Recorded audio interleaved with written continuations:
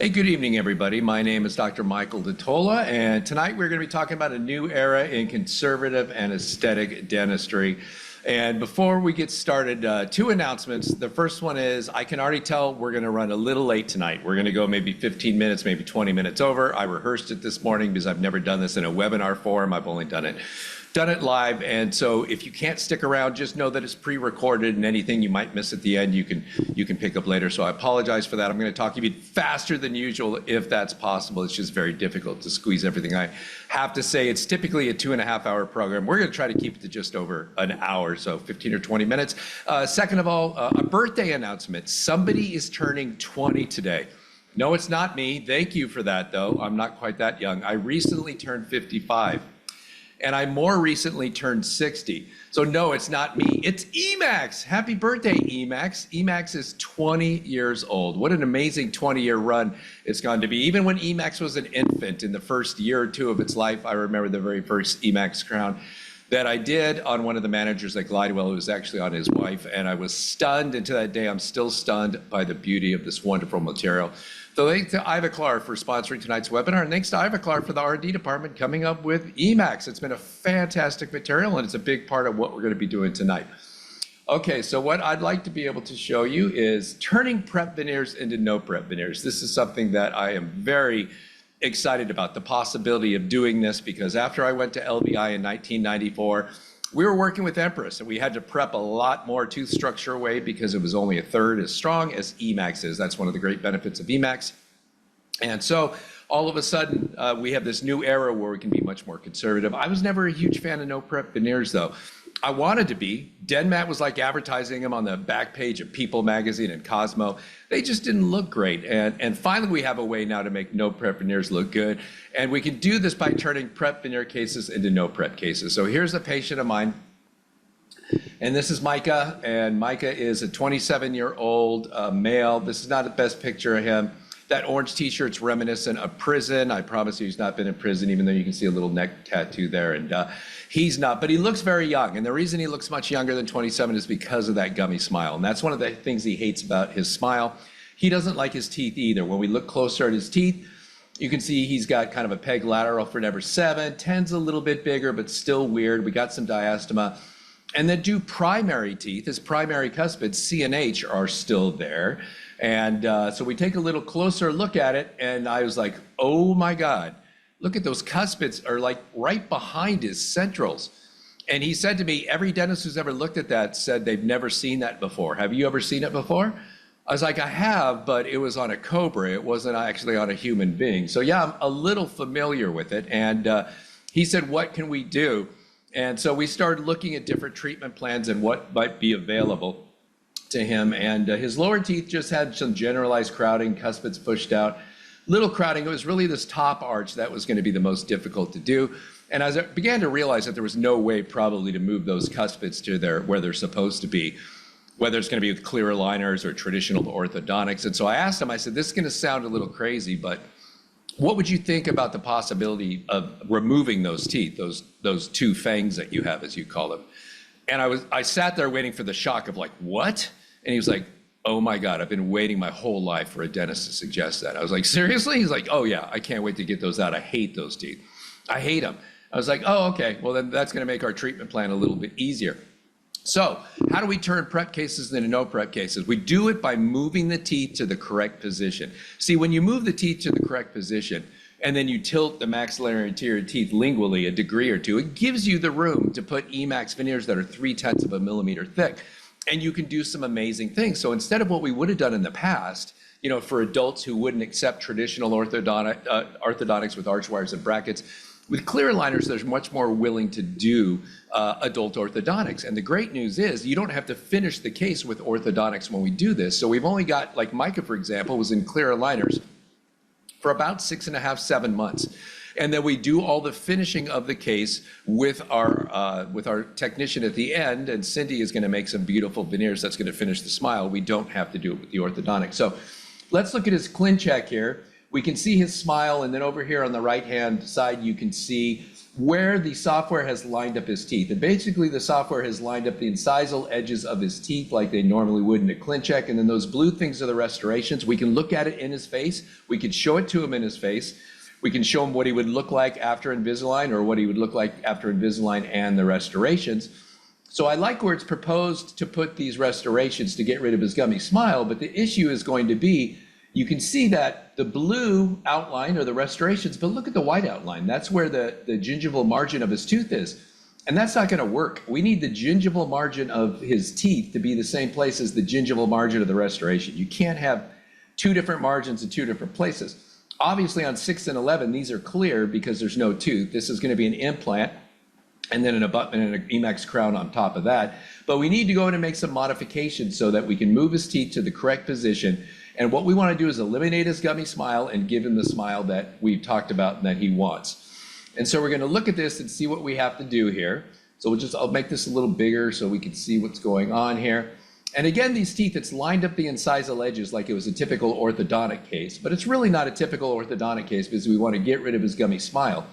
And so to be able to do that, we're going to have to either do hard tissue crown lengthening, which he doesn't want to do, or since we're doing orthodontics, we can do some intrusion of those teeth.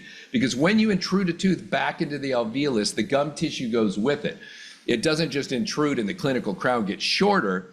The gingival complex travels with it. So you see I'm going to start intruding this tooth by clicking this button over here.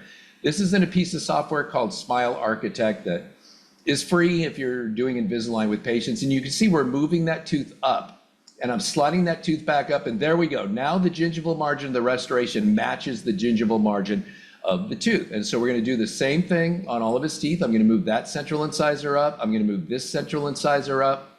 And they're going to move tooth number 7 up. And now everything's going to look good except for the fact that the incisal edges aren't going to line up anymore.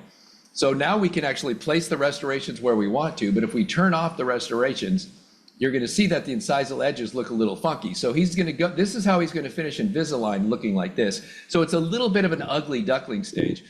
But according to him, he's been in an ugly duckling stage his entire life with his smile, so he's not too worried about it. So that's where we're going to finish him orthodontically, and then the blue outlines represent where the Emax veneers and the crowns on 6 and 11 are going to go. And so this is fantastic because instead of having to do with a lot of preparation and not being able to get rid of his gummy smile, or he has to have costly and invasive hard tissue crown lengthening, we can just do it by intruding his teeth and give him that smile that he wants. And so this is why we can take any prep case where we would have had to prep a tooth that was too far to the facial or put a very thick veneer on a tooth that was too far to the lingual. If a patient is willing to wear clear aligners for 4 months, I can move their teeth to the correct position so that we can now do no prep veneers. And there's so many advantages of no prep veneers if you can make them look good. And we can finally make them look good because we can do Emax veneers at 0.3 of a millimeter thick.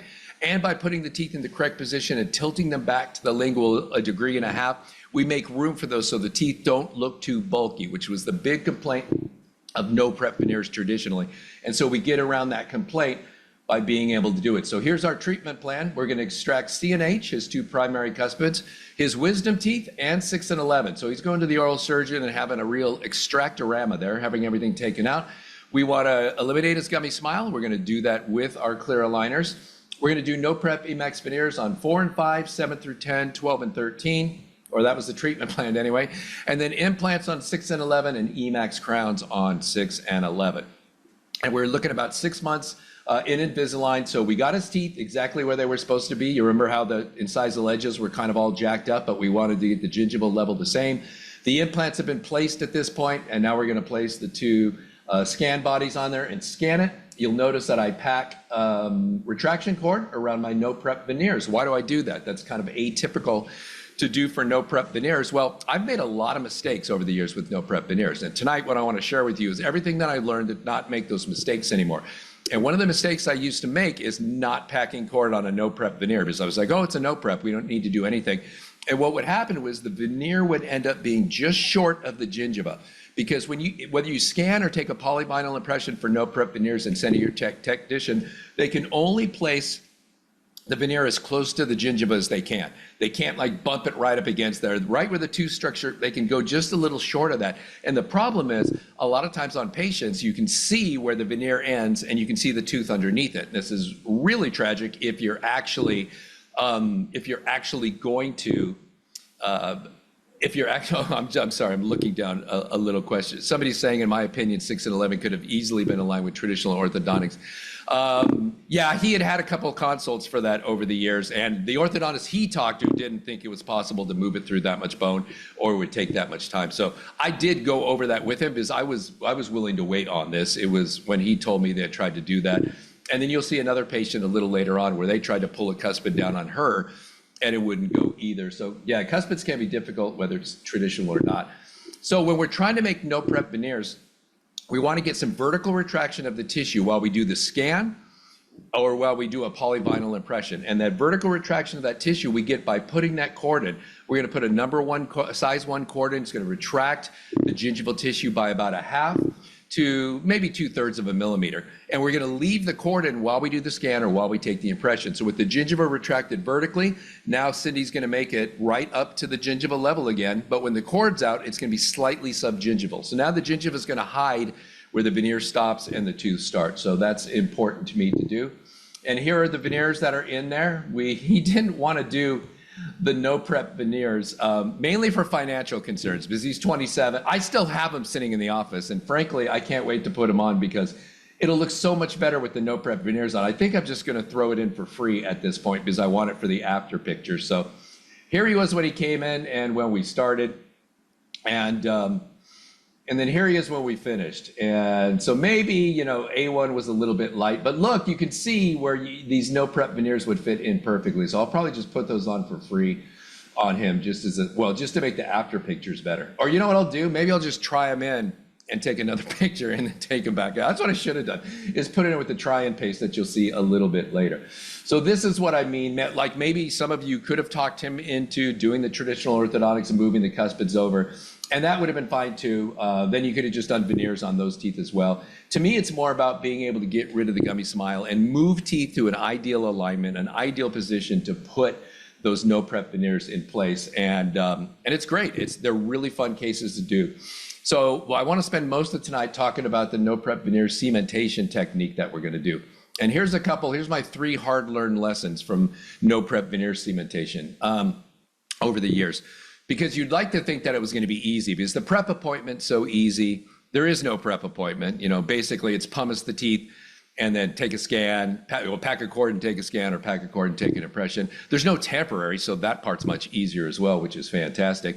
But the cementation, this is as difficult as cementation gets in dentistry as far as I'm concerned. This is way harder than doing an arch of crown and bridge where everything only seats one way, closed margins, there's only one way it goes in. These no prep veneers have a tendency to want to move on the teeth a little bit because they're really not indexed all that much, if you get what I'm saying, because there is no margin that they fit up against. Really, the only thing we have is if you do wrap the incisal edge, you've got to stop so you don't slide them too far gingivally. But on patients where you're not increasing the length of their maxillary anterior teeth and you don't wrap the incisal, they can slide up too far and actually go subgingival. So that's one more dimension you have to take control of. That's why I feel that no prep veneers are the most difficult restorations to cement. Not just 1 or 2 of them, but when we're doing 10 of them or 6 of them in this case, which should have been 10, it does become difficult. And so I want to share some of the frustrations that I've had. So the first thing, just come to grips with the fact that this is the slowest cementation procedure in dentistry. It's going to take a long time if you do it the way I suggest, but the way I suggest is going to leave you without a bunch of problems at the end, and I think you're going to be happier. And remember, there's no prep appointment, and not only that, but there's no temporaries. It's just everything's easier, so you should feel okay about spending extra time at the seat appointment. I mean, we charge the same thing for a no prep veneer that we do for a prep veneer, so I don't feel bad about this being the big appointment out of all the 3. I mean, it's usually the biggest appointment anyway, but putting them on, but just slow down and try not to rush through it is the biggest thing I can say. And I'm going to demonstrate that with the hands-on technique that I show you. The dentist needs to try on all the veneers personally. Now, ordinarily, if we were just doing crown and bridge, let's say 7 through 10, I would have my assistant wiggle off the temporaries clean up the temporary cement, try in the crowns, let the patient see them, talk to the patient about how they look and things like that. Even maybe regular veneers, we would do that. But with the no prep veneers, they're so funky how they fit. Like they usually fit great on the model, but when you go to the mouth, teeth have moved a little bit. They've got PDLs. You know, the teeth on the model don't have PDLs. Teeth move during the day. They've moved in the 2 weeks you waited to get the veneers back. And so you'll see how we tried these veneers on, but I want you to be the one trying them on so you can feel, oh, that feels a little tight. When I try to put number 10 in, number 9 wants to pop up or 11 wants to pop up. I think it's important, at least it is for me, to feel that the whole way so I have an idea of what's happening because they always fit great on the model. It's when you go to the mouth that you start to notice there's a little bit of distal drift that can happen on no prep veneers as you start seating them. There's never mesial drift, like 8 and 9 never overlap each other. If anything, 8 and 9 slide a little distally, and then when the laterals and the cuspids go on, they slide a little distally too, and then you end up getting bit when you get to the bicuspids and things don't want to passively fit into place. So the dentist needs to try these in personally, and I'll show you in length how we do that. And like I said, I pack cord for no prep veneers. I put a strong topical on the gingiva for 45 seconds, rinse it off, and it's very easy to sneak a size 1 cord under the gingiva and not have it hurt at all. And you don't have to go around to the lingual, it's just on the facial, just into the embrasures and go around and pack this cord just to get a little vertical retraction of the tissue for that impression. So these are the things that I've learned for no prep veneers that are kind of unconventional, things that nobody ever taught me, but it's more about how to try these in to avoid pitfalls and avoid, God forbid, having to cut off a no prep veneer. That is not fun. I actually think that's worse than cutting off a zirconia crown, which sounds crazy, but it's just so, I mean, it really gets my heart rate up there, having to cut off a no prep veneer for some reason or another, because it's almost impossible to do it and not prep into the tooth itself. So let's look at resin cement categories first as we get going. Self-adhesive resin cements. These are resin cements that have the bonding agent built into the cement, so there's nothing else you have to do. You just mix the cement and cement the restoration into place. Things like 3M's Relax Unisem or Ivoclar's Speed Sem Plus are good examples of self-adhesive resin cements. If you want to go up one category in spawn strength, you get about 10 to 15% higher by having a separate AB. So these are self-etching cements. So self-adhesive cements use self-etching chemistry, but it's just incorporated into the cement. This is a separate step where you mix two things together, paint it onto the dentin, evaporate it, and then mix your cement and go. So those are self-etching cements. But what we're talking about for veneers is adhesive cements. And this is because of the fact that these are restorations that are very thin, 0.3 of a millimeter thick, and the preps are not retentive at all. A no prep veneer is basically like gluing a penny onto a wall. It's not retentive at all like a crown is, or even some onlays with the proximal contacts. Really not anything. So we're definitely putting them on with adhesive cements. Kerr's NX3 is an example. Variolink Esthetic is the one we're going to look at in detail tonight from Ivoclar. Or Choice 2 from Bisco. There's a lot of other resin cements as well that can be used for placing veneers. I've just always used Variolink. I like to try to keep products together from different companies, from the same company, rather than mixing, I should say, from different companies because of chemistries, and they were just designed to work together. So let's look at Variolink Aesthetic. Why is it, when you talk about the versatility, well, it comes in a light cure version that you can see above and a dual cure version that you can see below. So the light cure is perfect for veneers, but can be used for inlays and onlays as well. The dual cure is what we're going to use under crowns, bridges, endodontic posts, anywhere we're worried about getting the light through. Zirconia restorations, for example, if you need to bond it into place, you definitely want to use the dual cure, because getting light cure rays to go through a zirconia crown is very difficult. Even Emax blocks some of it. Because of the crystals that are in the Emax. So not 100% of the light gets through the Emax, but way more does than through zirconia. And we really never make zirconia at 0.3 of a millimeter thick like we do Emax. So that's what I'm using the dual cure for the most part.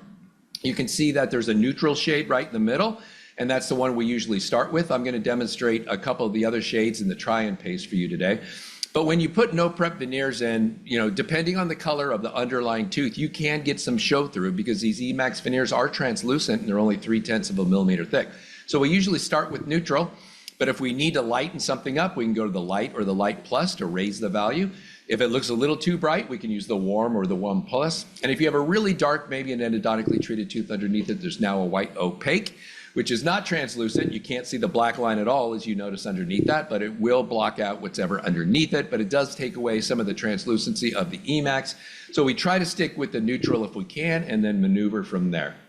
The try and paste are coordinated with the shades of the actual Variolink Aesthetic LC, and you'll notice if you squirt them next to each other that they're not exactly the same shade, and that's because you haven't cured the LC yet. When you cure the Variolink Aesthetic, it changes shade a little bit, as most do. So the try and paste are actually matched to the cured state of the uncured resin. So that's really one of the reasons you want to use the try and paste instead of using the actual paste and saying, well, I'd rather use the actual paste. The actual paste changes color when it cures. The try and paste actually match the cured shade of whatever color that you're thinking about, or whatever shade you're thinking about using. So definitely don't use the live cement thinking that it's more accurate than the try and paste. The try and paste are actually more accurate than the live cement when it comes to trying it and seeing what's going to look like. The viscosity is great. They recently changed the viscosity. Well, it's been a little bit now since they changed the viscosity, but it's fantastic. It's not runny at all. It seats very easily. Everything seats, and it cleans up really well. And I'll show you how we do all that when we get to the hands-on at the end. And so it can do everything with its dual cure and its light cure variation. It can really simplify your world when it comes to resin cements and what you're doing with it. It's very friendly to clean up and cure, and just when you see that shade effect range, when I show you this tonight, hopefully we'll be able to see a difference between like the warm plus and the light plus when we try these veneers on the model. And it comes with it. So everything that you need will be in this test pack, which is in the neutral shade. So grab your phone, if you don't have it out already, looking at Instagram or something, grab your phone and hit this QR code. And Ivoclar is gonna be nice enough to send you the Variolink Aesthetic test pack. And this is gonna have the neutral shade of the Tri-and Cement and the cement. And so the dual cure also comes in the neutral color as well, or a white opaque. So you're definitely going to want to get this and give it a try if you haven't had the opportunity to try it yet. And you've probably been practicing dentistry long enough to know that this is one of the things, cements like this is one of the things that Ivoclar always seems to get right. All right, so now we're going to take a look at the actual hands-on portion where I'm going to walk you through very quickly, well, not very quickly, but as quickly as I can, but it's still going to take some time, how we actually try all these in and the procedures that we go along so that you don't have to cut any off and you don't end up getting screwed. And again, I've made, I think, every mistake you can make luting no prep veneers, and this is how I now do every one of these cases in order to give myself the highest chance of getting everything in, having the patient love how it looks, and not having to redo any of them. Okay, so let's actually go over the technique of placing these no prep veneers. As I mentioned, slow down, take your time with this. It's going to take a while. I like to have my veneers organized on a little tray like the one you see here. It's just got some little like screen door on the back, just to allow, like, I don't know, things to evaporate if they need to, and you can just have the tooth numbers up there if you want to. Anything will work. I mean, I sometimes have used like a piece of masking tape, but I like this better because you can shake it around and they won't move and they won't go anywhere. People often ask me what the name of this is. I don't know. I just went and ordered it on the internet. That's who makes it. If you can read that, that's who makes it. I think I just Googled like ceramic veneer or ceramic restoration holder. Maybe it was even on eBay. I don't know. But anything like this, it could be a pillbox for senior citizens to take or something like that. And then how do you get the veneers out of here? There's two ways. You can use the Optra stick from Ivoclar. That obviously you just touch it to the veneer and you'll pick it right up. And this is oftentimes what we use to be able to take it out of here, to treat it and clean it and then set it on the tooth. Sometimes dentists complain that when their assistant puts this on the tooth that it's hard to get the Optra stick off. I'll show you a little trick around that. The other thing you can use, and you're going to see something that we use fairly often, and that is just your typical surgical suction with a small diameter opening in it. And you can turn on your suction, and I don't have it hooked to the suction here. I'm doing this on the bench, not in the operatory. And you can pick up the veneer the same way with the suction. And then your assistant can load the cement, set it on the tooth, and turn off the suction, and it just comes right away from it. That's a little more involved than just using the Optra stick, but I just mentioned both ways because we are going to use this suction tip, or you can use it for something else. in the procedure as well. So you might be using it, you might not. So when it comes time to try these on, and I'll explain this weird little restoration over here in a minute, the first thing we're going to do is try the restorations on one by one. And we're not going to use any try and cement at this point because we really want to verify the fit of all of these restorations. Now, I've already had them all on the model, so I can check and make sure they all fit on the model. And any good laboratory will give you 10 veneers back that fit fine on the model. There's not going to be any contact issues or anything else on the model. There shouldn't be anyway. They should all fit very passively, and they've all done that. Now this model is going to substitute for the patient's mouth, so since we don't have a live patient here. And oftentimes when you go to try them in the mouth, they fit differently than they do here because these teeth are fixed in place. They don't have a PDL. And teeth move during the day. Teeth move during when you took the impression or did the scan on this patient. Now it's been a week and a half, 2 weeks, maybe 2.5, 3 weeks. And we're seating the veneer. The teeth have shifted slightly because of the fact that they all have periodontal ligaments, and thank God they do, or we wouldn't be able to do things like Invisalign, which we did on this patient. So you can see how well everything's lined up, but she felt like she still had ugly teeth and this missing one here that we need to replace, that we couldn't put an implant in because of a bone condition that she has and a bone graft that wouldn't take. And so that's where we are. We've lined up everything so that we can do a no prep, do this as a no prep case. And so the first thing we're going to do is just try these veneers on one by one in the mouth. This is a model here, but we try them on without any try and paste. And just want to verify the fit. And again, we want to see no tooth showing up here at the gingival margin. We don't want to be able to see where the veneer stops and the tooth starts. And the way we accomplished that was by packing that cord before we did the scan or the polyvinyl impression. We're going to look at the lingual and just make sure that everything looks nice and sealed right there, and it should be. Again, you have to decide whether or not you want to add any length to your patient's teeth when in the final restorations when you're doing these veneers. Just about all adults we've seen have had wear on their anterior teeth, usually a 0.5 millimeter to 1 millimeter, sometimes more, up to 2 millimeters, or in the end-to-end cases really bad, can be 3-4 millimeters. But most patients end up looking good if we add a 0.5 millimeter and kind of get them back to where their teeth used to be before they were grinding these down and wearing them down. And a lot of times with Invisalign, we've got that anterior tooth trauma where we're doing that anyway. So this one fits fine. So we can take that one and put it back. And again, we're just trying them in individually.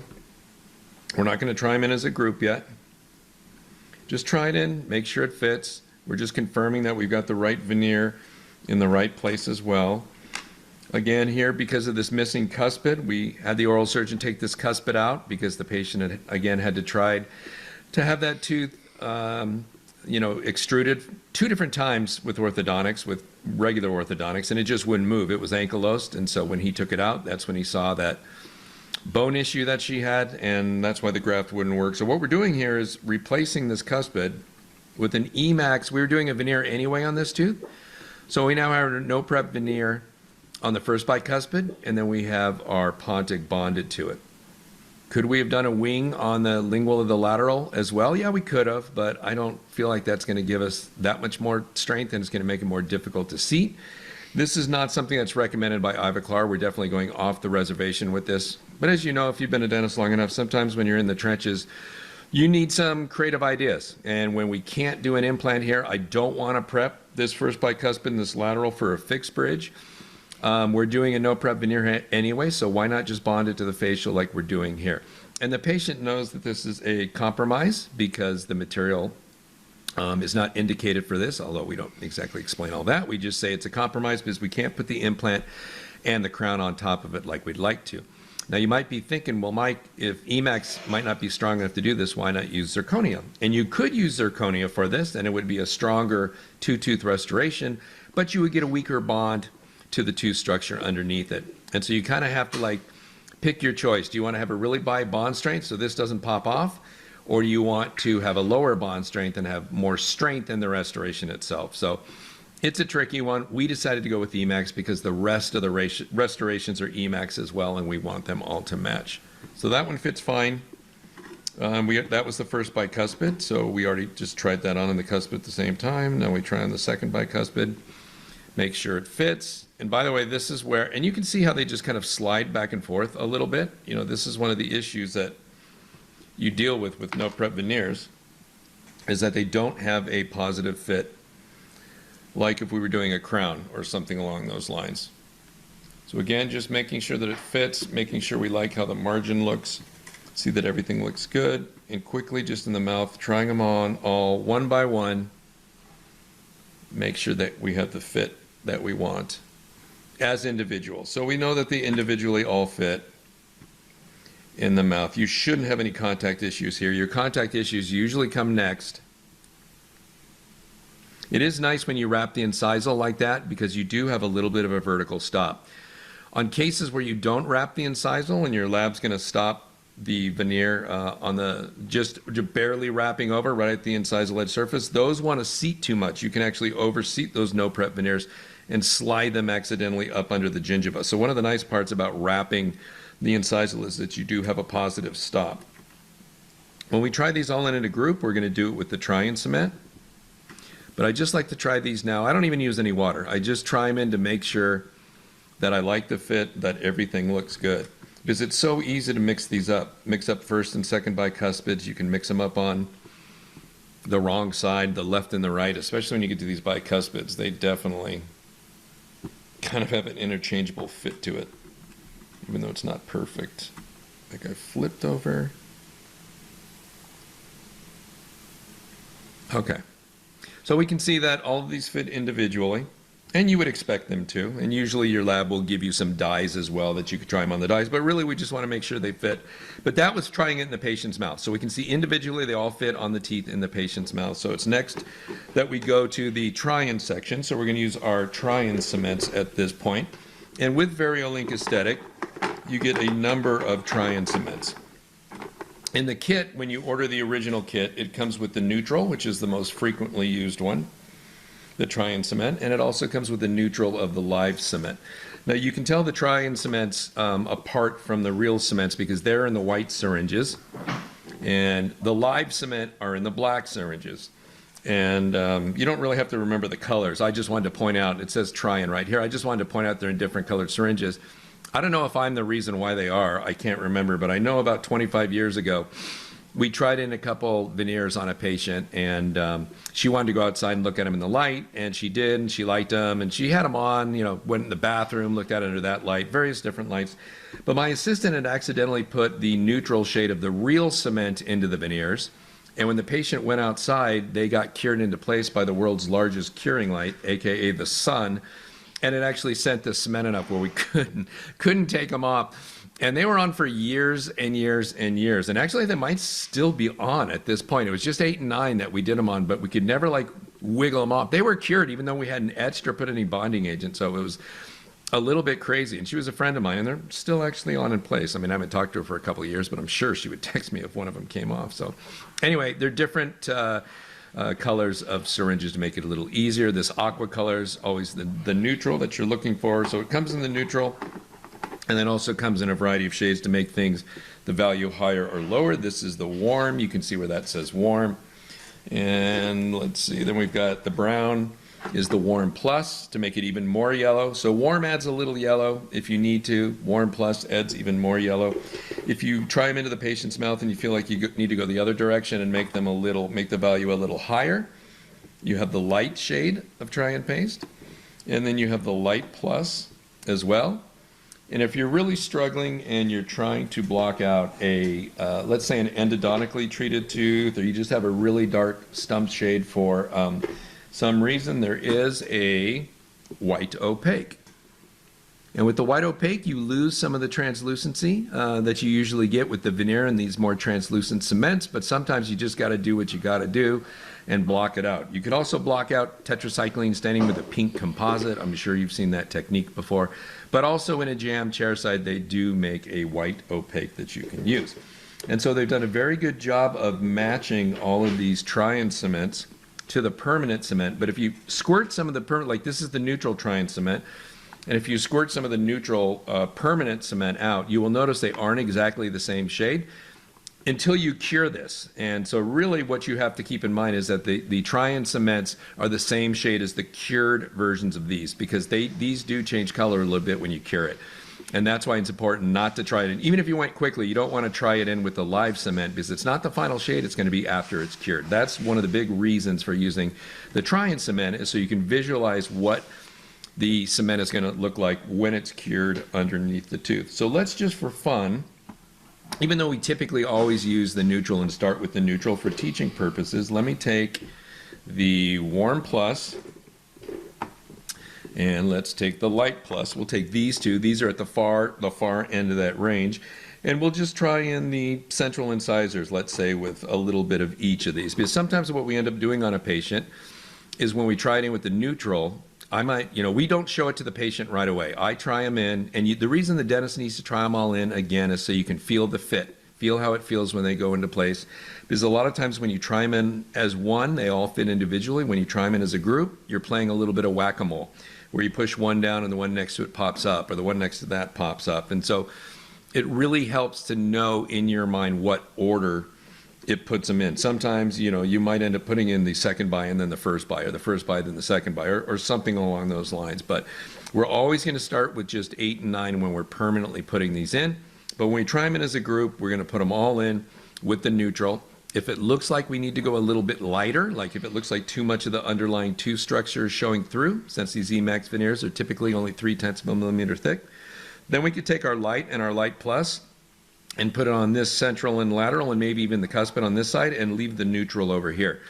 And then we'll look at them and see if one side looks better than the other, or if we're able to tell a difference. And if we can tell a difference, then we'll usually hand the patient the mirror and let them know that we used a lighter color of cement here and a neutral color over here. Can they see a difference? And if so, do they have a preference? So let me just show you. We'll see, this peach color obviously does not represent dentin very well. So let's just try this and see what kind of changes we get. So in tooth number 8, we're going to put our Warm Plus. So you can probably see how there's definitely some yellow there, and that's the whole purpose of this shade of cement, is to take something where the value is a little too high and bring it down a little bit. Oh, I forgot to show you how to pick that up with the opera stick. I'll show you in a minute.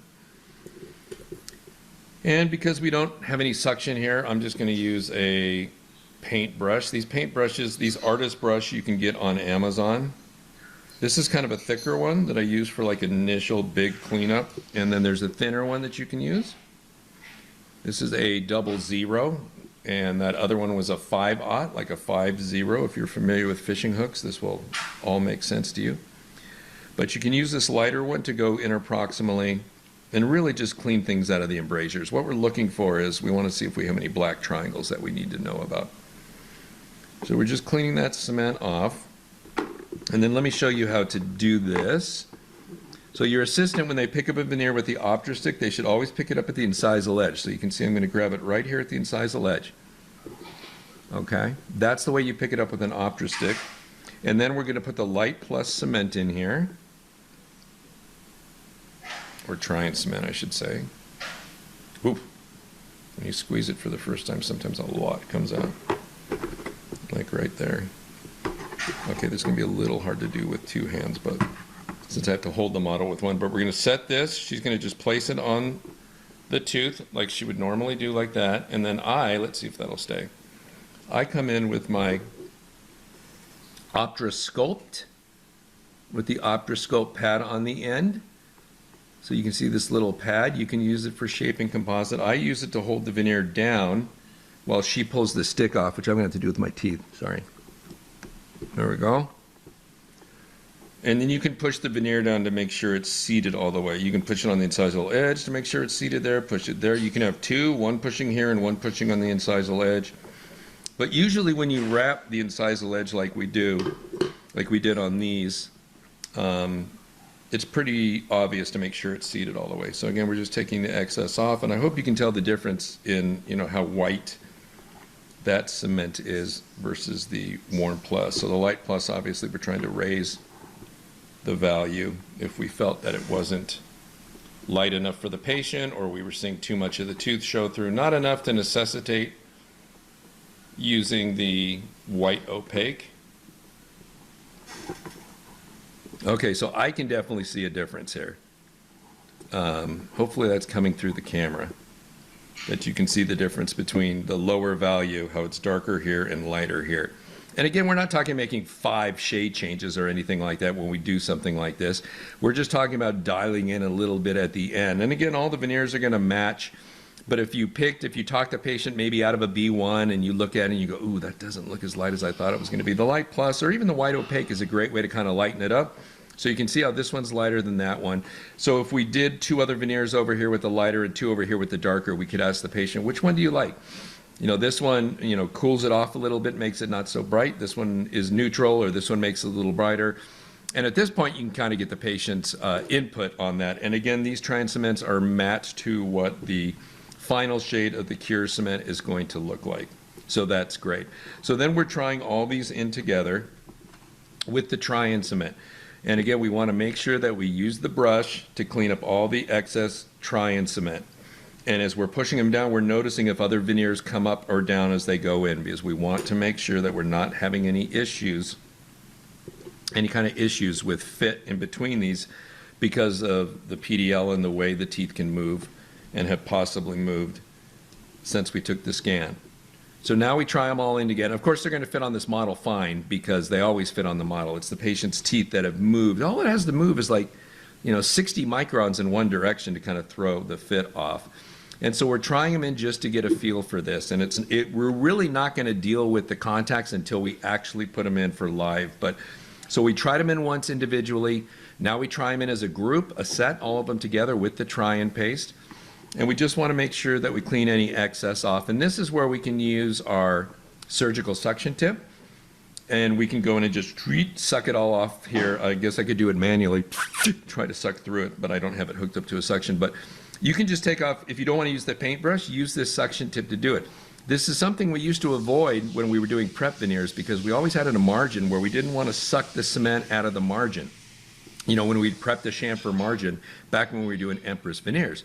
With these no prep veneers, there's no margin for us to suck the cement out of, so we really don't have to worry about that. So we can actually just go in and suck this excess cement, and we're not going to be pulling cement out of a margin again. So if it seems like, you know, using the paintbrush is a little too laborious or takes too much time, oops, that's the one that doesn't have the Tri-and cement in. You can just use the suction tip to take the excess out and then use the tip. Really what we're using the paintbrush for is to really go into this gingival embrasures here and make sure that we don't have a black triangle there. And we shouldn't have a black triangle if we pack cord because we should be able to cover the entire tooth, and that really eliminates the possibility of having those black triangles. Okay, so we're going to pretend we tried them all in as a group, and maybe we had a little issue seating them back here, or maybe this cuspid, when we put it on, the lateral wanted to pop off. That's okay. We're going to deal with that later. We just want to know. We just want to get a feel for these veneers. The more times you've tried these in before you actually put them in with the live cement, the better off that you're going to be. And so I'm going to take these off, and I really don't have an air water syringe here, so I'm just going to use a little cotton roll to try to clean these out. So keep in mind again that this is going to seem like a laborious seating, you know, task to go through and do all this stuff, but we didn't have anything. We didn't have any kind of prep appointment, right? It's a no prep, so there's no prep appointment, and we didn't have to temporize it. So the good news is that we've saved a lot of time up front on this case, but here's where we're going to spend the time is on the seating. So just because it's a no prep case doesn't mean we get to be like insanely lazy and do no work. We're still going to do work. It's just going to be in a different appointment. The prep appointment's not going to have the prep or the temporization, so that's going to be easier. But this is the appointment where we have to spend a little extra time to make sure we get this right. And again, I've learned this by screwing up many times over the years and realizing how much I wish I would have been able to do something different. I just want it to be predictable. This is the one part of this technique that's not predictable, is when you actually start seating these into place, so we need it to be predictable. So what I used to do was etch all the teeth right now in trying to be efficient, but I realize now that's not a great way to do it, because you end up with those fit issues and it makes it more difficult to deal with. So now all we're going to do is etch the teeth 2 at a time, because we're going to place these veneers in 2 at a time. I don't like trying to place all 10 veneers at the same time. That to me is a nightmare. I've tried it and I just have veneers that didn't seat all the way and they were sticking out too far. And then you have to cut them off and redo it, and there's nothing worse than cutting off a no prep veneer. This is going to sound crazy. I think cutting off a no prep veneer is worse than cutting off a zirconia crown. I know zirconia is tough to cut through, but at least you can see when you cut through it, and then put a crown remover in and pop it off, break it in half. Cutting off a no prep veneer without cutting into the tooth is nearly impossible unless you have a hard tissue laser. It's not fun at all. You never know where you are on the tooth. I hate doing that. So I want to make sure we get everything right.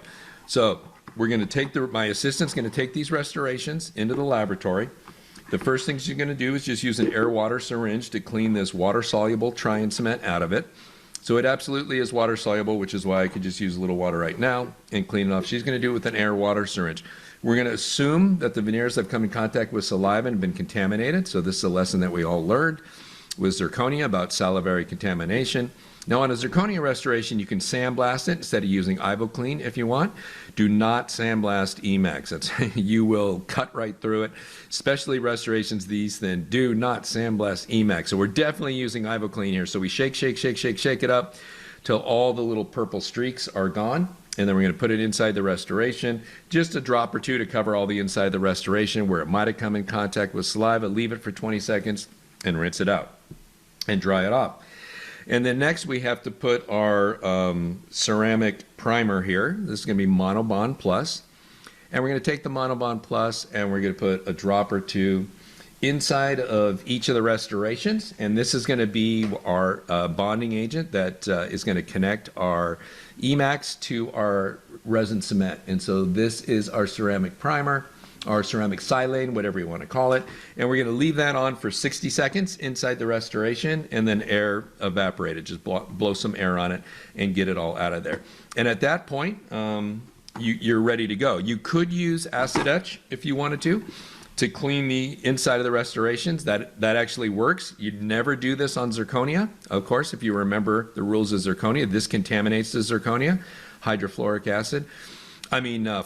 acid, and so we don't want to use this on zirconia. That's why I tell dentists not to use it on Emax, because I don't want them to have to remember the difference.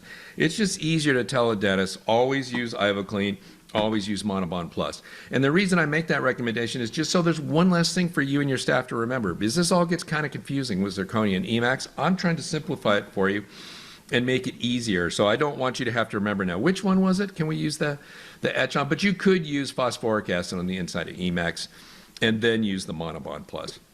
So basically what we did was we took it back, we rinsed out the water-soluble tri-and cement, we used our IvoClean, we used our Monobond Plus, and now it's ready to go. This goes back into the operatory at this point, is waiting for me, and now we're back onto the patient's teeth. And the first thing we're going to do is clean the teeth. Now to me this is kind of the prep appointment. I jokingly say this is the prep appointment. I do pack cord and I do this on the prep appointment. The prep appointment really for us is just scanning the tooth. If you're taking a conventional impression, it's taking a conventional impression of the tooth. But before we scan it, we clean the teeth with this Whip Mix Preppies. And this is basically pre-mixed pumice. It's unidose, so it's always nice and clean. I used to watch my dad go get the pumice out of the lathe in the lab where he used to clean and polish like partial dentures. And it's like, gross. Don't go get that and put on a patient's teeth. So you can see it's nice and creamy. And we just fill a prophy cup with this and come in and clean the salivary pellicle off the patient's teeth prior to bonding it. We also did this prior to scanning and packing the cord on the quote-unquote prep appointment. And now we're doing the same thing, just getting everything off the tooth. We want a nice, clean enamel surface to bond to. So I use this on a low speed in my electric handpiece all the way around all the teeth and on the incisal ledges, since we're wrapping the incisal ledge. And then my assistant just washes all the pumice off and blasts that all off. It takes a good vigorous water blast to get all the pumice off. You can even run a little piece of floss in between there if you want to as well. So the next thing after we do that is we're going to etch the teeth. Now one of the great things about no prep veneers is that when we etch, we can take the etch all the way up to the gingiva. If you've had temporary veneers on here, you've probably had it where when you get really close to the gingiva, if you touch the gingiva with your etch, it will cause it to bleed, because irritated gingiva bleeds when it comes in contact with phosphoric acid. Non-irritated gingiva, where we hadn't had temporaries, doesn't bleed. And so it allows us to etch all the way up to the gingiva without having to worry about it bleeding. Because otherwise, it's like you can't stop the etch short of the gingiva and then hope to get a bond of the veneer and the cement to the tooth up there. But if you take it all the way up and the tissue's been irritated by a temporary, it's going to start bleeding, and now your bonding surface is totally contaminated. So one of my favorite things about no prep veneers is that there are no temporaries and therefore no irritation of this tissue.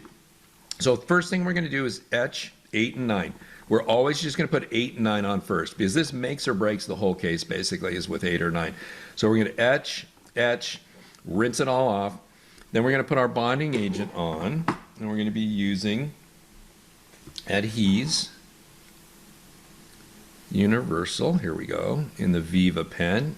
If Apple Computer designed a bonding agent, this would be the delivery device. It's pretty amazing. Just click and dispense, and then you can see your level back here as you go through it. But the ability just to have this little tufted brush on the end, and we're just going to click and go and put this on 8 and 9 is fantastic. A very easy way to apply bonding agent, and it's a great bonding agent.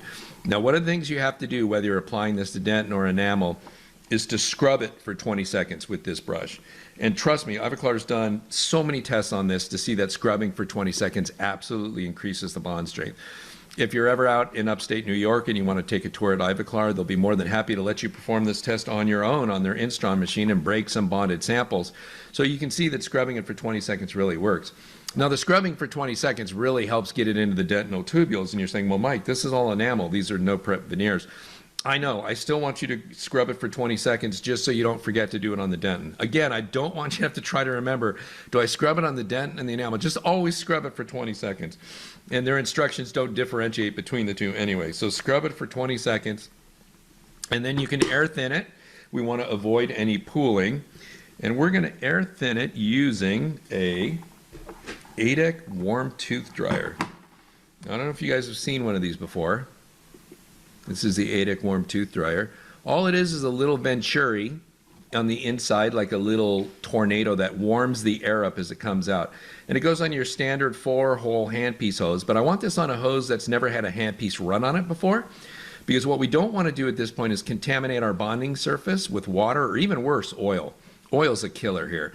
And so a regular air water handpiece, a lot of the times you'll have water squirts out of it even when you just do the air. There's no water in this. There's never been any water in this. If you ever watch old school orthodontists, when they're bonding, they actually use a hair dryer to dry this off before they put like brackets on. So we're using this warm tooth dryer. It just goes on a regular handpiece hose that's never had a handpiece on it, and all it does is squirt beautiful, pure, warm air. And so this is what we use anytime we're bonding or anytime we're thinning bonding agents, but certainly on dentin, this is what we're using. Anytime I need to dry something in the mouth and I'm concerned about contamination, I use the Esthetic warm tooth dryer. I wish I could tell you where to find it in the Patterson catalog or the Shine catalog, but ask your rep, make them do the homework. But it's absolutely fantastic, a great way to not have to worry about it. And if you're not sure, you can always take your air water syringe and just blow it on your watch if you wear a watch at work, or blow it on your mirror and do just air, and you'll see water come out every now and then. And that's not what we're looking for, especially when we're getting ready to bond these into place. So that's what I use the warm tooth dryer for, and I just evaporate, make sure there's no pooling. Now, if you want to, you can cure it at this point. I tend not to do this. I tend to cure it more when we were doing this on dentin, when we were prepping our veneers, because I know these Emax veneers are 3/10 of a millimeter thick. There's no doubt in my mind we can cure through 3/10 of a millimeter of Emax and the cement, the thin layer of cement, and still cure this bonding agent. But if you want to cure it, you can go ahead and cure it at this point. Just a little, 3-second cure here. Whatever you want to use. I mean, it's like 10 microns thick, so it doesn't take any time at all to be able to cure it. So it happens really fast, and I'm going to show you more about Ivoclar's Blue Phase Power Cure in just a minute, because this is a great veneer curing light. I mean, it's the reason to own it. It does everything well, including their 3-second composite cure, but it really does veneers well.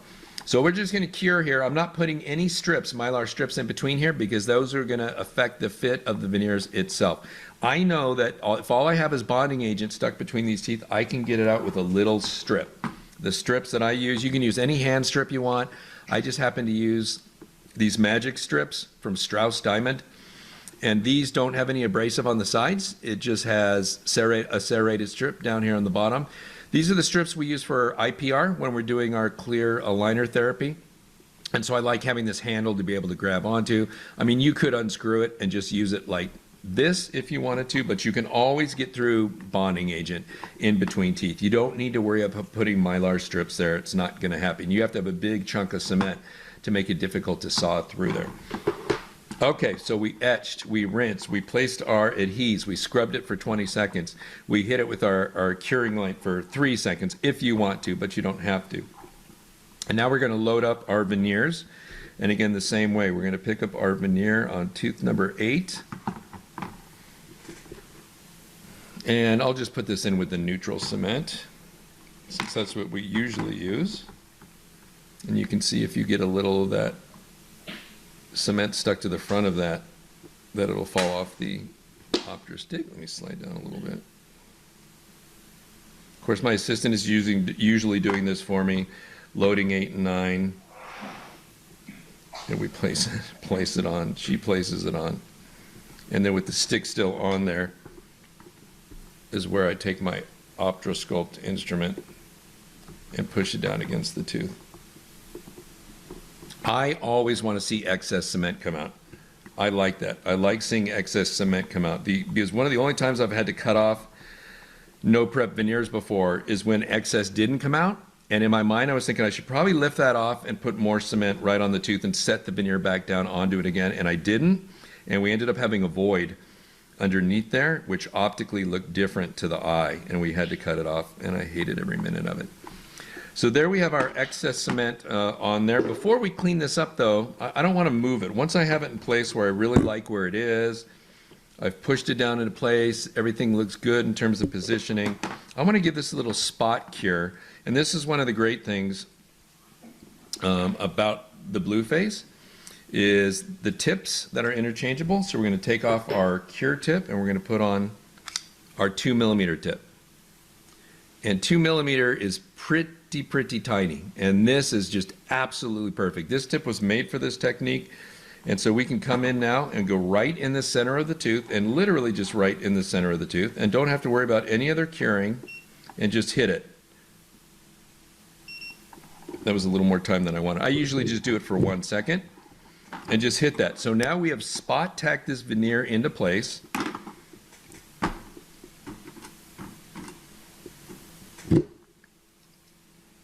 Actually, usually I would have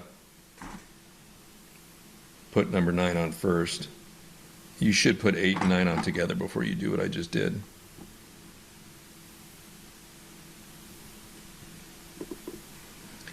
So if I said that, why did I do it? Probably because I'm working here by myself without my assistant. It's not the usual kind of flow that we have. Okay, so we've got some excess there. Not as much. Again, it's not my assistant loading it, it's me doing it, so it's not going to be as good. And again, we're going to put our tip here, just give it a little cure. So we spot cure it to the tooth, because we don't want it to move anymore at this point. What we want to have is like a non-moving object.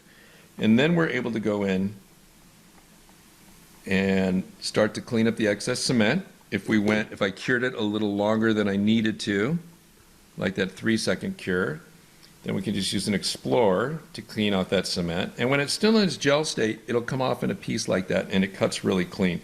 Again, we don't have to worry about it pulling out of the margin at all, because we don't really have an open margin with dentin underneath it. So we're going to put those two on and clean up the excess cement now that we've spot cured it in the middle. Going to use our Explorer to go into this gingival embrasure and make sure we clean everything out of there. The other nice thing is once we've used our light to cure it in the middle and spot tack it down, we can go with floss in between here before we cure it anymore. And that's why it's usually just a 1-second cure. You just want to put it here. I kind of moved my finger away so you could see where I was, and that's how I ended up with that 3-second cure. But we just want to hit it right there for 1 second. Your assistant can do it, or you can do it. Just put right in the middle of the veneer for 1 second, boom. And then you can clean up this excess gingival amount. You can clean up on the lingual.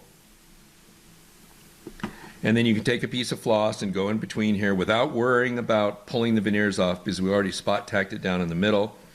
So then clean up all your excess, and because it's still in this gel state, it's really easy at this point to be able to clean it up. You can use a combination of an Explorer to get in here to the embrasures. You could use the high volume suction to get the majority of this off if you wanted to do it that way. You can use the floss to go in between there. You can use your sable brushes to go around, really whatever you think is the best way to do it. And then after that, your assistant is going to change back to the standard curing tip. And then hit that for whatever period of time you feel is good. You might notice when you look at this, that says pre, that's the pre-cure mode. So there's a couple different modes that you have here. The pre-cure mode is curing at 950 megawatts per centimeter squared. But there's other modes on here as well. Some people like that kind of slower initial cure. If we go up, the next one is H, which is for high power. That's 1200 milliwatts. We can go up to T. That's the next one. This is where I usually do mine. This is turbo. That's 2000 milliwatts. And the last one is the 3-second cure for Ivoclar's composite 3-second cure technique. And this one's at 3000 megawatts. Of course, the higher up you go, the more heat that you're creating in the pulpal area of the tooth. So we kind of want to do it with the least amount possible and make sure it's fully cured. But I like to do it on turbo, and you can do it on the 5-second cure. And then you can also do more if you wanted to. If you click over to say like the high power, you have the choice between 10, 15, 20 seconds for the cure. And then the turbo is just the 5 seconds, and then the 3 seconds is just the 3 seconds. So that's how you can do those different things. And so once we have it where we want it, we can go in and do our curing and cure those two completely into place and make sure they're good. Okay, the next thing you have to do, this is where I used to just go in and try in the next and place the next two veneers, but I realized that I got into too much trouble that way. And that's why we're going to take these and try them in again, just to make sure the contacts are still good.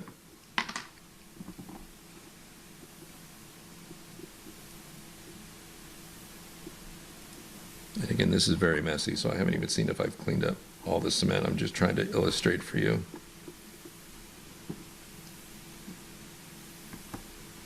The steps of this technique. So now that 8 and 9 are in, I'm going to try 10 and 11 in. So I seat veneers 2 at a time, all the time. And so once I have 8 and 9 in, I can tell already that I didn't clean up enough of the cement on the distal of 9, which is keeping 10 from seating. It usually doesn't happen in real life, but I guess it could. It might be something still in the contact, so that's what we're looking for, is anything that's going to keep these from seating all the way. So now I've just verified, okay, 10 and 11 fit again. 10 and 11 still fit. And that's all I want to see, is that they fit without any adjustment to the contacts. If they didn't fit and I couldn't quite get them to place, but it looked like I cleaned everything here, I would probably seat 11 on its own as a single unit.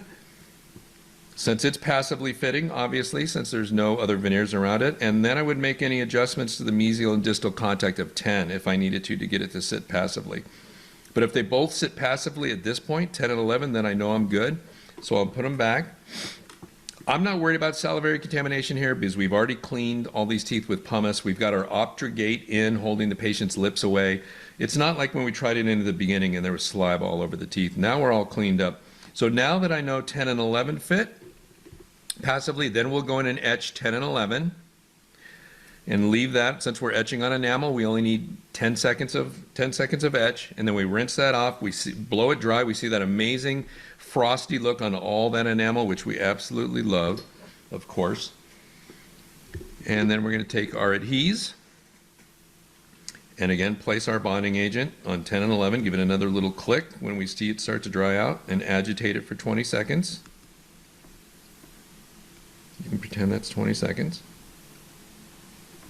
Then we're going to take our ADEC warm tooth dryer, evaporate the solvents, make sure there's no pooling. Again, if you want, you can cure it at this point, but you don't have to cure it at this point. And then we're going to take our veneers on 10 and 11 and load them with cement and then cure them into place as well. So when we finish with that, I guess we can do that, even though 10's not quite fitting, and I'm not going to. It's really weird. My loops are set at like a 16-inch focal length, and but I'm having to work a lot tighter than that to get this within the frame of the camera. So every time I look down at the model or the veneers with my loops, they're not actually in focus until I move my head way back away from the microphone, and that's what I'm saying. It's not ideal. It's actually harder here than it is in the mouth. So let's pretend 10 and 11 look good. We put them in. I like where they're sitting. We're going to switch to our little turbo tip. You're right in the middle. 1 second. 1 second.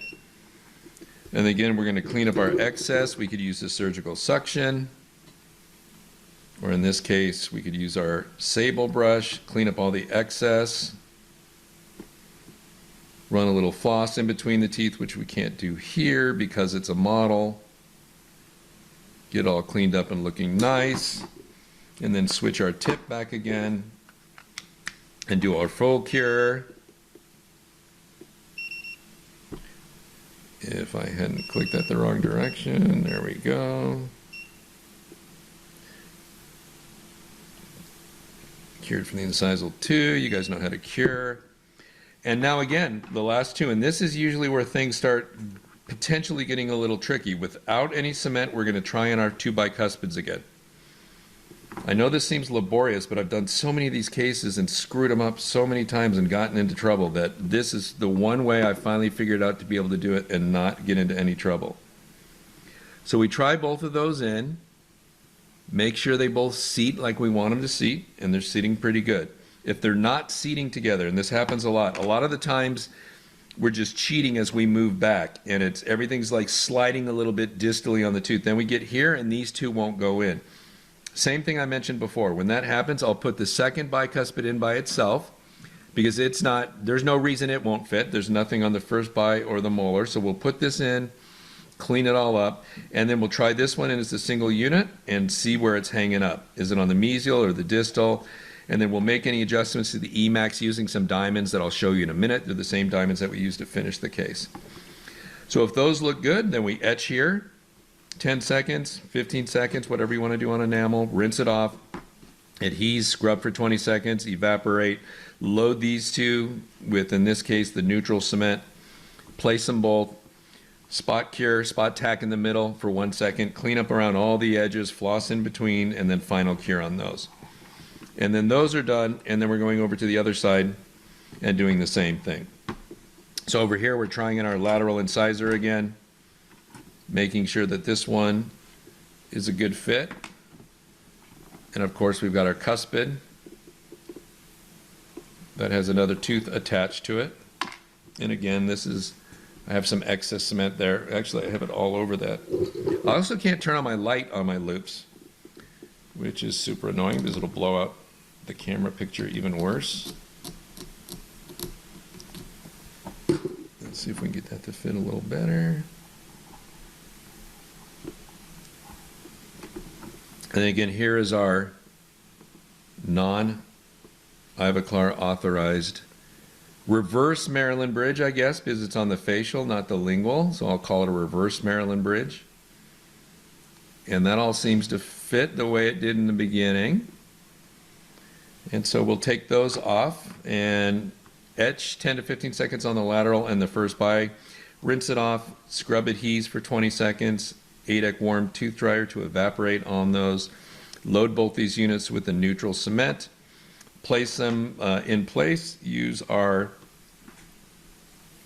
Optrasculpt to make sure that they're seated all the way. One of the nice things about the last time they adjusted the viscosity of the Variolink Aesthetic is that it's very nice now. Very easy to push down and see it squirt out from place.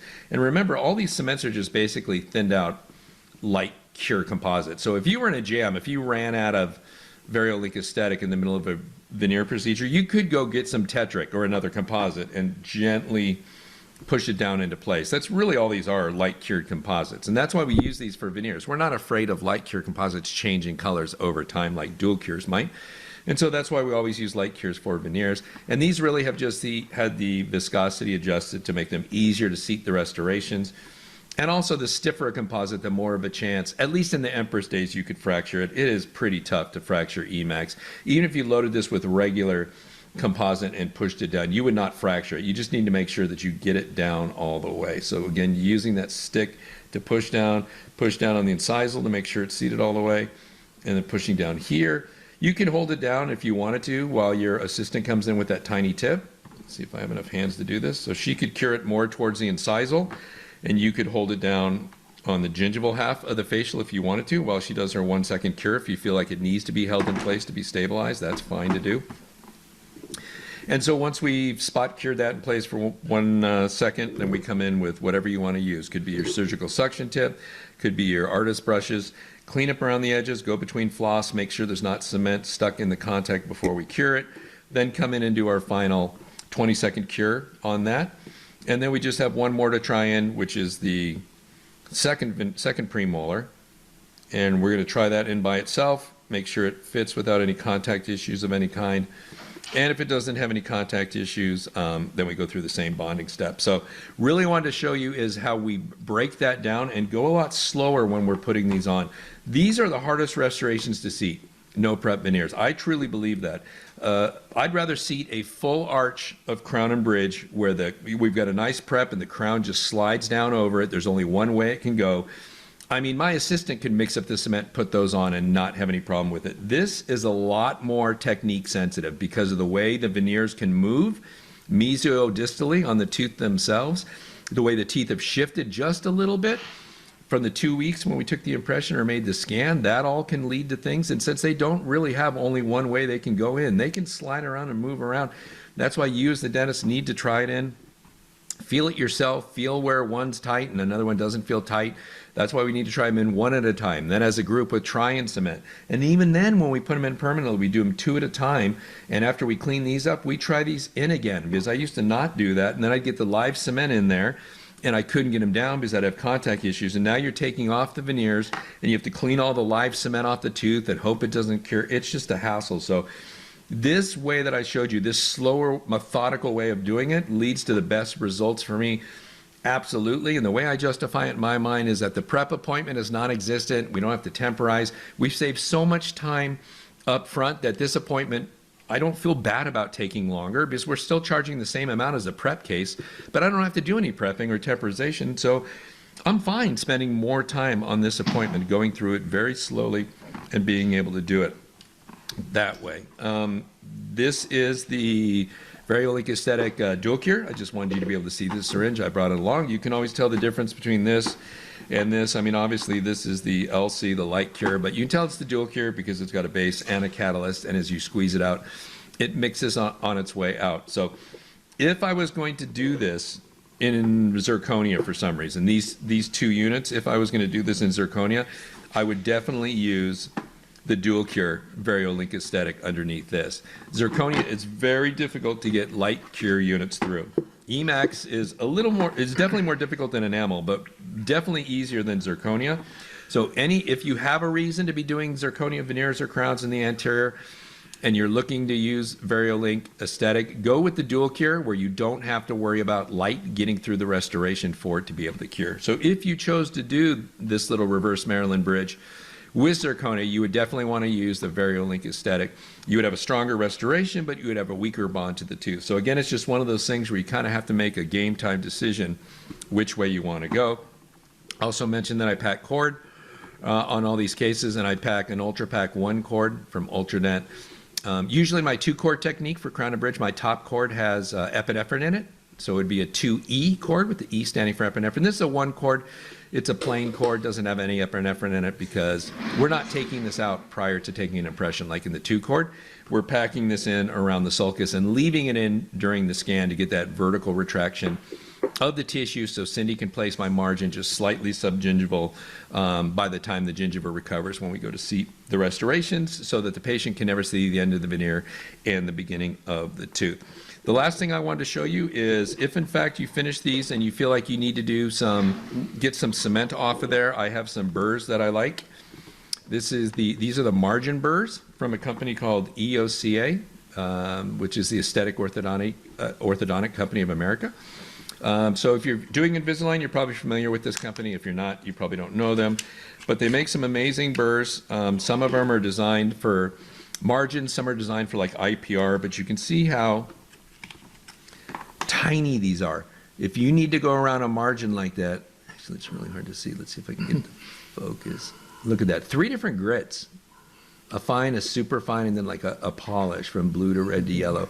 Very pointed, very skinny, go right around the margins of these restorations if you need to, if you feel like you've got excess cement you can't get off there. But one of the things that I often do is take this or just a regular mosquito burr.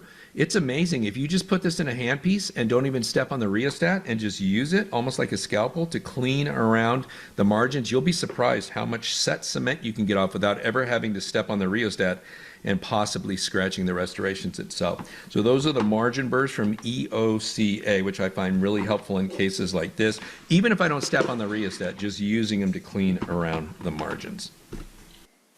Okay, so here's my contact information. I know some of you might not have been able to stay the whole time, but if you could, it's mcdotola@mac.com. That is my email address. Be happy to answer any questions you have. And I'll just take a look at one or two of the questions here since I know we're already late. Is there a potential for veneer fracture due to the minimal thickness of the veneer and cement polymerization shrinkage?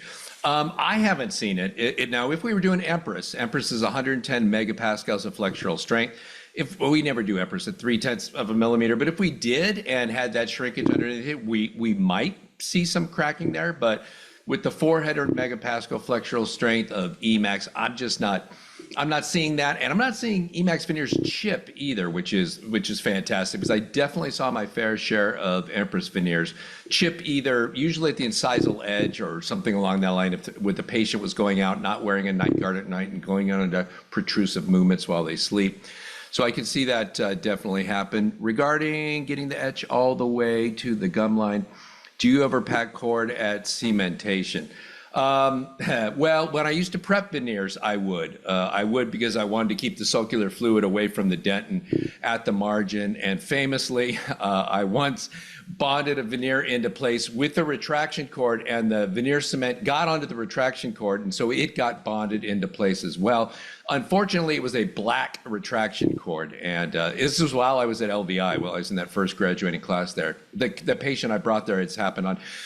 And I remember David Hornbrook, a good friend of mine and the instructor there, was laughing at me because I put an all ceramic and Empress veneer on a tooth, and I couldn't get the retraction cord out, and it was black.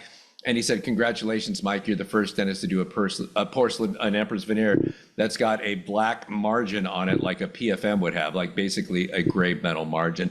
So no, I don't find myself having to do that anymore because we're bonding to enamel.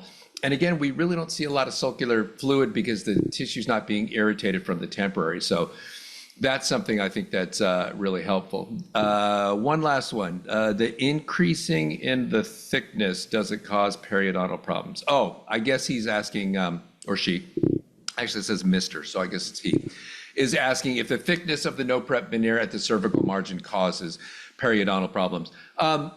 Most CEJs, when you take an Explorer and go from the root surface to the enamel, you can feel kind of that emergence profile of that. And most CEJs are not perfectly smooth, like you can feel it as you go over it and bump over it.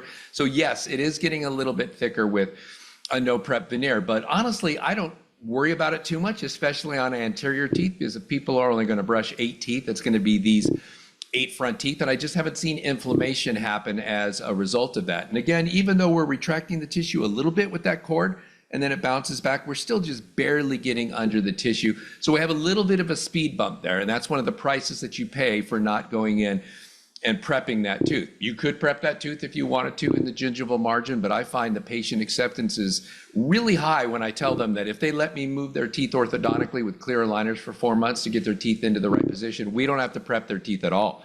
And so they love the idea of not prepping their teeth at all. So I really do try not to go in and prep that. And I'll tell you what, for my 15 years at Glidewell, what I used to see all the time was dentists who were prepping feather edge margins for PFMs on posterior crowns. And those posterior crowns at the margin, because we had a feather edge margin and they didn't ask for a metal collar, they had a big speed bump there of metal coping, opaque, and then ceramic material. A huge speed bump, and it was interproximal between the molars, where the only way for that not to be a periodontal problem is for the patient to floss there all the time. And patients aren't great about flossing, especially between their molars. And so I worry way more about that additional speed bump when dentists underprepare margins in the posterior than I do on the anterior teeth.